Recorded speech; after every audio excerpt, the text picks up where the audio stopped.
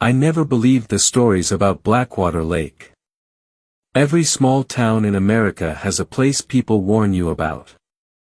An abandoned church. An old mine. A stretch of highway where headlights disappear. In northern Minnesota, that place was Blackwater Lake.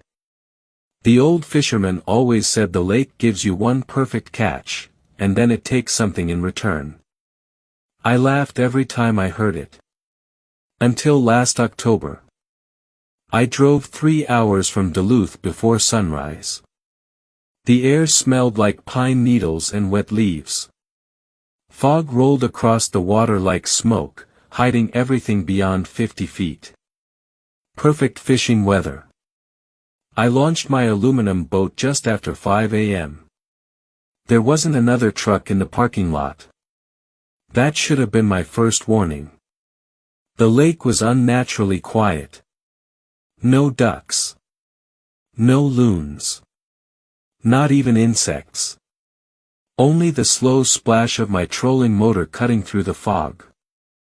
I reached the deepest part of the lake, nearly 200 feet according to my sonar. The fish finder suddenly exploded with signals. Hundreds of them. It looked like an entire school of trophy walleye swimming beneath me. I'd never seen anything like it. Excited, I dropped my line. The bait didn't even sink 10 feet before something hit. Hard. The drag screamed. Whatever I hooked was enormous. My rod bent so far I thought it would snap. For nearly 20 minutes, I fought the fish. Then it stopped fighting. It simply floated upward. When it finally reached the surface, it wasn't a fish. It was an old fishing rod. Covered in black slime. The line was still attached. And at the end of that line, there was a human hand. Still gripping it. I screamed and cut the line. The rod disappeared back beneath the water. That's when I heard knocking. 3 slow knocks. Under my boat. Knock. Knock. Knock. I looked over the edge. Nothing. Then another 3 knocks. Louder. The aluminum hull vibrated beneath my feet. Something was directly underneath me. I started the motor. It wouldn't turn over. The battery was brand new. Again. Nothing. The knocking became scratching. Metal screamed as long fingernails dragged across the bottom of my boat. Then my fish finder went completely black. One word appeared across the screen. Found you. I froze. There was no way a sonar screen could display words. Then my phone buzzed. No signal. No service. Yet somehow, I received a text message. Unknown number. It read, "Don't look into the water." Of course. I looked. At first I saw only my reflection. Then another face appeared beside mine. An old man. His skin was gray. His eyes were completely white. His mouth slowly opened. Too wide. Far wider than any human mouth should. He smiled. Then dozens of pale hands erupted from beneath the surface. They slammed against the side of my boat. Water exploded everywhere. The boat rocked violently. Hands grabbed the gunnel. More hands. Dozens. Hundreds.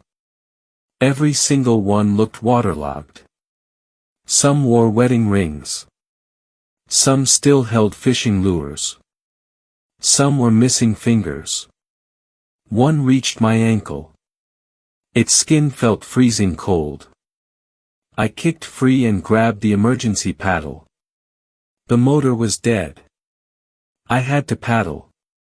The fog became thicker. I couldn't see the shoreline anymore. Only water. Then I heard voices. People calling my name. My mother's voice. My best friend. My dead grandfather. Each one begged me to stop paddling. Come help us. We're cold. Just look back. I refused. The voices became angry. Something slammed into the bottom of the boat.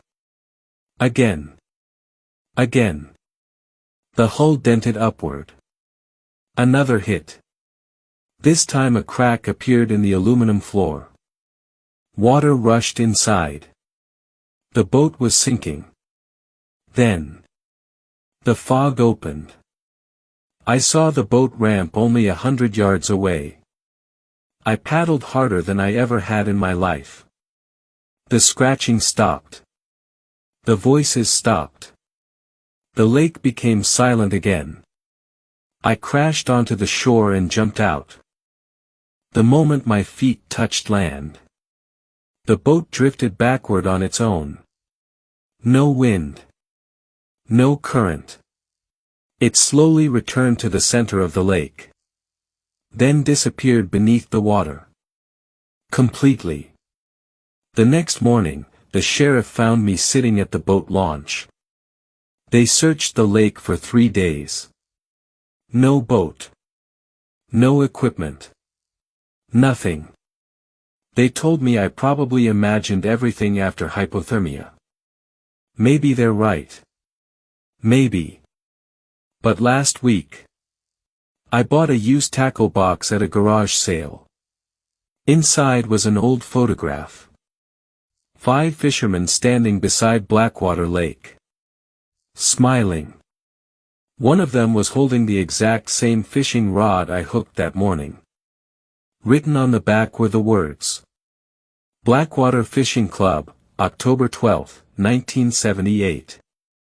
There were 5 men in the picture. Records show only 4 of them ever came home. The 5th was the man I saw smiling beneath the water. And yesterday, my phone buzzed. No caller ID. Just another message. The fish are biting again.